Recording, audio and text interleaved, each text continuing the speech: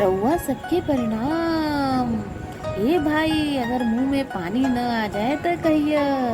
ई बरसात के मौसम में धीमी धीमी आंच पे सेकल गार्लिक बटर वाला भुट्टा खाए के मजा ही कुछ और बा।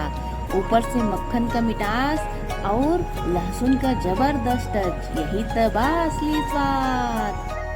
गर्मा गर्म भुट्टा, ओकरा ऊपर से बटर का मलाईदार परत और संगे गार्लिक का जबरदस्त टच ना भाई ना, एकर खुशबू पूरा मोहल्ला में फैल जाला।